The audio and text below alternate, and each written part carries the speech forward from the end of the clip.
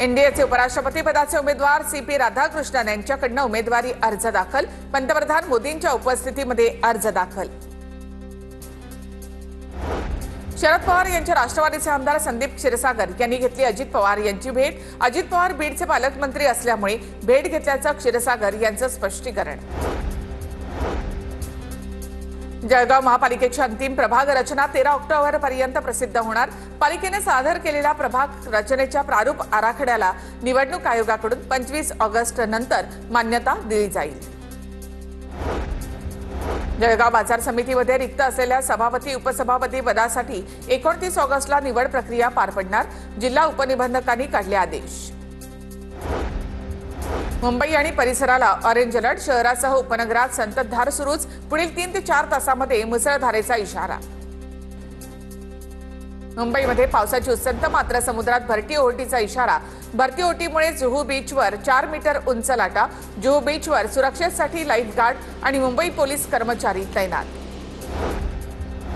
नवी मुंबईच्या नेरूळ सेक्टर 1 मधील विघ्नहर्ता सोसायटीमधील एका घराचा स्लॅब कोसळला। या घटनेमध्ये एक महिला जखमी झाली आहे। पुण्यामधल्या खडकवासला धरणातून पाण्याचा विसर्ग वाढवला। 39,000 क्युसेक्स वेगाने खडकवासलामधून विसर्ग सुरू। खडकवासल्यामधील विसर्गामुळे एकता नगरमधील पाणी वाढण्याची शक्यता। पुण्याच्या एकता नगरमधील 4 सोसायट्यांच्या बेसमेंटमध्ये शिरलं पाणी। पाणी भरल्यामुळे रहिवाशांना मोठा त्रास। पुण्यामधल्या मावळमध्ये 48 तासापासून मुसळधार पाऊस। मध्यरात्री नदीकाठी अडकलेल्या महिलेला रेस्क्यू करण्यात यश आलंय। पिंपरी चिंचवड पालिकेने पूरबाधित 950 नागरिकांचं स्थलांतर केलं। अतिवृष्टी आणि धरणातील पाण्याच्या विसर्गामुळे यंत्रणा सज्ज। निवारा केंद्रामध्ये सर्व सुविधा उपलब्ध। पुण्यामधल्या डिक्कनच्या पुलाची वाडी परिसरातील घरांमध्ये पाणी।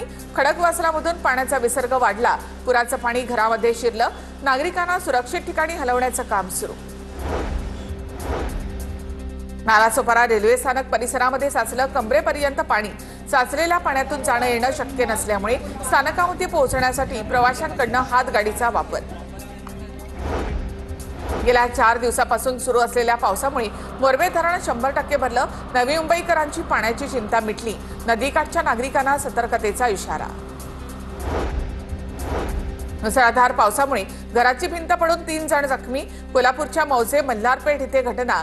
पन्हाळा तहसीलदारांकडून घटनास्थळाची पाहणी। वित्तहानीचा महसूल विभागाकडून पंचनामा सुरू। विरार ते बोळिन्स या दरम्यान